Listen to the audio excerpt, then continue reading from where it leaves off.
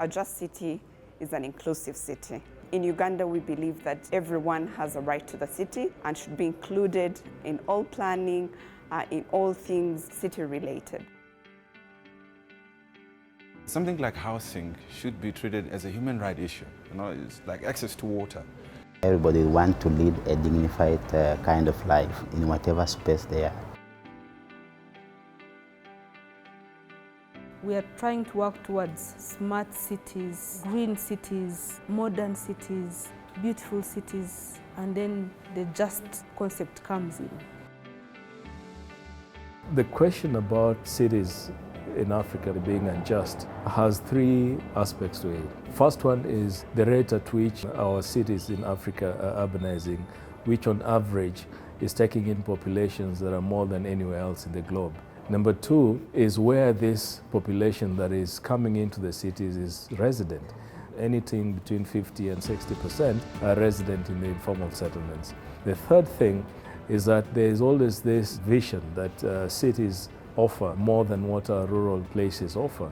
Le manque d'accès à plusieurs services sociaux de base. Et à cela, il y a des très grands défis dans nos villes africaines, particulièrement dans les villes sénégalaises, où on observe aujourd'hui un total déséquilibre de l'urbanisation.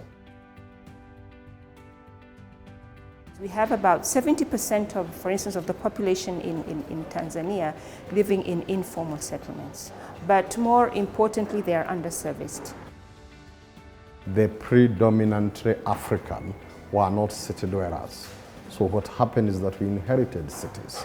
And part of that alignment started changing our social fabric. The cities were meant to serve a certain interest, which at the center of it was segregation and exclusion. In Windhoek, we have recently concluded the Just City report. We intend to analyze the report and to see which areas of public goods are inadequate in Windhoek.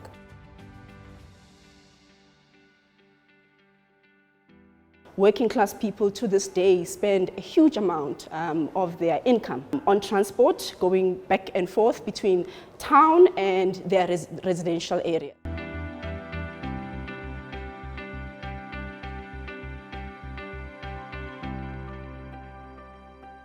The Agenda 2063 talks about all the principles of social justice and also just cities in Africa, which is pillar number one. And we could ensure that we raise this particular discourse with presidents in Africa and ensure that we change the narrative and ensure that we put issues to do with urban development and also social justice at the center of how we develop Africa. The Kenyan constitution is interesting in the sense that it gives power to the people. Cities in Kenya are cities without citizens. No city, no town has a record of its residents. So today I can appear in some town and participate. Nobody will ask where I came from. I can be excluded and have no provision whatsoever to go and claim that I was actually excluded.